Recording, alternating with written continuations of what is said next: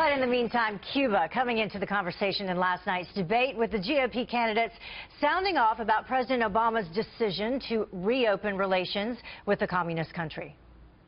I think I'm somewhere in the middle. What I want is a much better deal to be made, because right now Cuba is making, as usual with our country, we don't make good deals. We don't have our right people negotiating. We have people that don't have a clue. Here's a good deal. Cuba has free elections.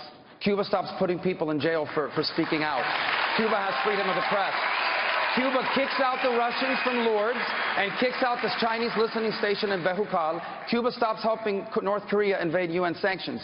Cuba takes all of those fugitives of American justice, including that cop killer from New Jersey, and send her back to the United States and to jail where she belongs. And you know what? Then we can have a relationship with Cuba. That's a good deal. Donald supported Hillary Clinton and John Kerry. And what he said right now is that he agrees in principle with what they're doing. I have a fundamental disagreement, and I think most Republicans and most Americans do, that we shouldn't be allowing billions of dollars to go to nations that hate us, to go to Cuba, to go to Iran, and to let them use those billions of dollars to try to murder us.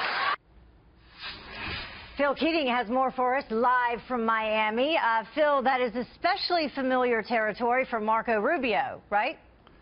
Absolutely, Heather. The senator from Florida, Cuban-American, born and raised here in Miami. He has certainly lived the Cuba debate his entire life and his political career. On the stage in Coral Gables last night, the importance of Florida's Tuesday primary, the largest swing state in the nation, quite evident. It's, of course, the home of the Hurricanes, but shockingly, last night, unlike the other debates, no storms on that stage. Polite, substantive discourse and issues ruled the night, kind of like political debates of old. There are only two of us that have a path to winning the nomination, Donald and myself. The great thing about politics, you know, the reason why we watch it is because what's true today is not necessarily true tomorrow. So let's not get ahead of ourselves. I think, frankly, the Republican establishment, or whatever you want to call it, should embrace what's happening. We're having millions of extra people join. We are going to beat the Democrats. We are going to beat Hillary or whoever it may be, and we're going to beat them soundly. We are going to rebuild that military, and that military is going to find the terrorists and destroy them. And if we capture any of these terrorists alive, they're not going to have the right to remain silent, and they're not going to go to a courtroom in Manhattan. They're going to go to Guantanamo Bay. Florida's huge winner-take-all primary on Tuesday is up for grabs, 99 delegates. The same is true in Ohio. It's a winner-take-all state there, 66 delegates up for grabs in Ohio. Heather? Yeah, Phil, you know, we're always looking at these polls, and it does appear right now anyway that Trump's Florida lead is maybe shrinking. It has done that, shrunk in recent days.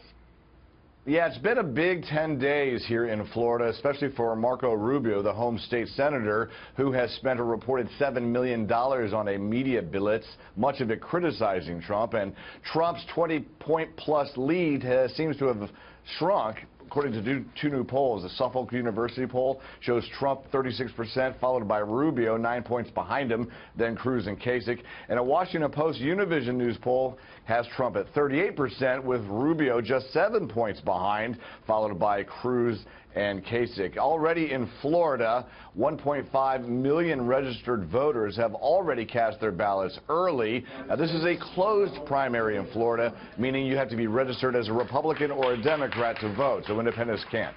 Heather? All right, Phil Keating live for us. Thank you.